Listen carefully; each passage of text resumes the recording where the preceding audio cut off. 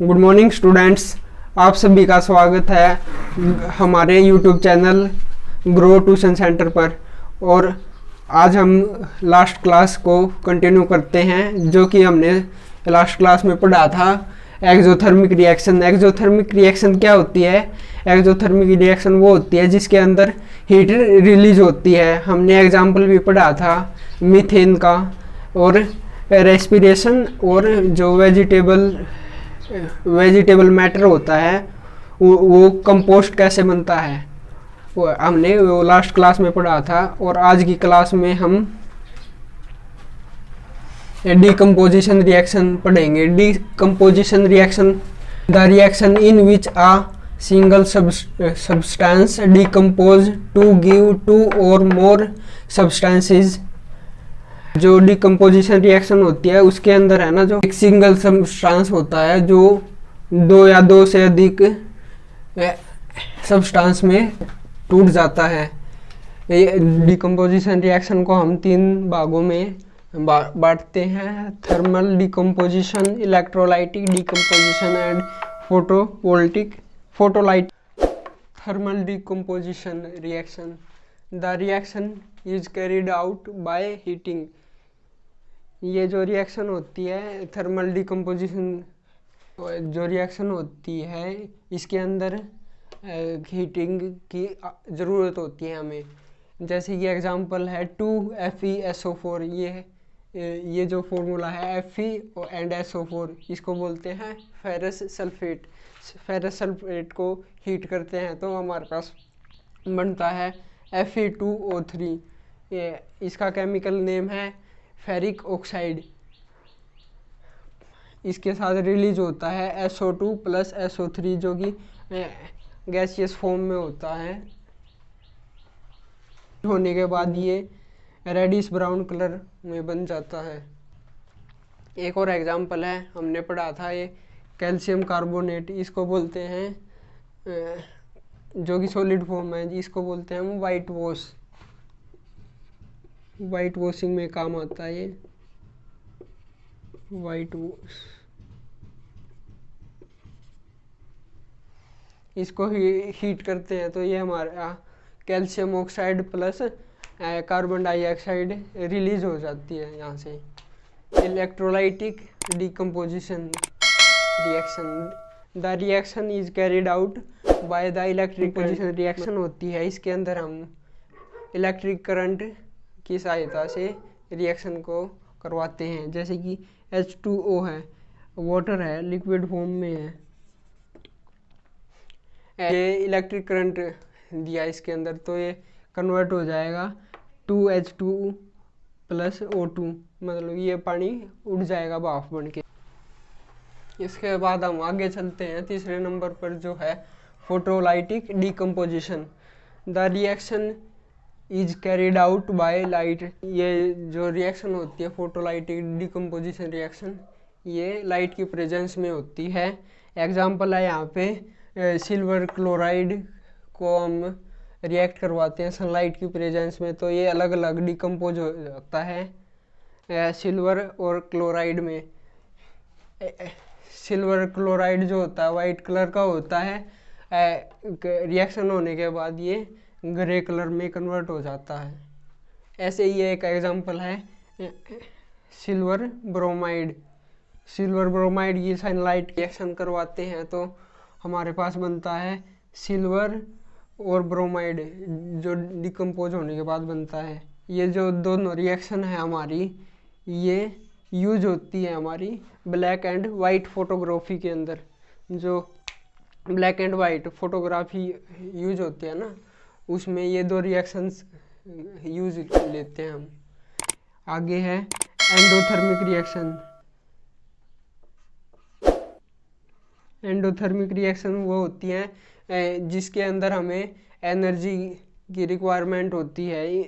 वो लाइट में भी हो सकती है, हीट में भी हो सकती है, या फिर इलेक्ट्रिसिटी की रिक्वायरमेंट भी हो सकती है हमें। आगे हम इसका एग्जांपल देखते हैं। हम एंडोथर्मिक रिएक्शन का एग्जांपल देख लेते हैं। यहाँ पे बेरियम हाइड्रोक्साइड की रिएक्शन करवाई हमने अमोनियम क्लोराइड के साथ, तो हमारे पास बना barium chloride plus hydrogen ammonia hydroxide. ये एग्जाम्पल है एंडोथर्मिक रिएक्शन का। और आगे बढ़ते हम डिस्प्लेसमेंट रिएक्शन। डिस्प्लेसमेंट रिएक्शन वो होती हैं जिसके अंदर एक एलिमेंट है ना जो दूसरे एलिमेंट के साथ डिस्प्लेस होके एक नया प्रोडक्ट बनाता है, उसको कहते हैं हम डिस्प्लेसमेंट रिएक्शन। एग्जाम्पल है यहाँ पे Fe प्लस CuSO4। आयरन की हम कॉपर सल्फेट के साथ रिएक्शन करवाते हैं, हमारे पास बनता है यहाँ पे iron sulphate and copper by product निकल जाता है इस रिएक्शन में। एंड दूसरा एग्जांपल है जिंक के साथ रिएक्शन करवाते हैं हम कॉपर सल्फेट की रिएक्शन में ये होता है कि जिंक सल्फेट हमारे पास बन जाता है, ये दोनों मिलके नया फॉर्म बना देते हैं एंड कॉपर बाय प्रोडक्ट निकल जाता है। और तीसरा एग्जांपल है हमारे पास लेड की रिएक्शन करवाते हैं हम कॉपर क्लोराइड के साथ, तो यहाँ पे बनता हमारा lead chloride plus by product निकलता है यहाँ पे और भी कॉपर। इसके बाद हम देखते हैं next definition double displacement reaction. Double displacement reaction वो होती है जिसके अंदर जो डिफरेंट नंबर ऑफ एटम होते हैं और ग्रुप ऑफ एटम होते हैं वे म्यूचुअली एक्सचेंज हो जाते हैं। यहाँ पे एग्जांपल देखो, सोडियम सल्फेट और बेरियम क्लोराइड की हमने रिएक्शन करवाई, तो यहाँ पे हमारे पास प्रोडक्ट बना barium sulphate and NaCl by product निकला इसे, जो कि एक्वस फॉर्म में है सोडियम क्लोराइड। ठीक है, नेक्स्ट डेफिनेशन है ऑक्सीडेशन। ऑक्सीडेशन क्या है?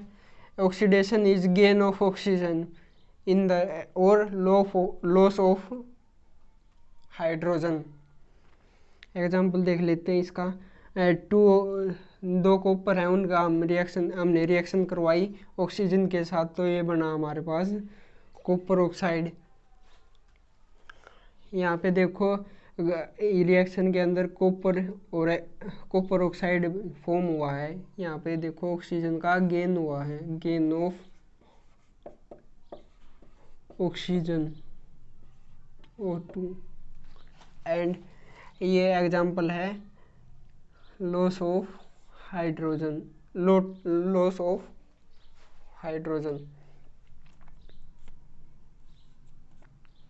कॉपर ऑक्साइड की हमने फर्दर रिएक्शन करवाई H2 के साथ, तो ये हमारे पास प्रोडक्ट बन गया कॉपर एंड बाय प्रोडक्ट निकल गया H2O।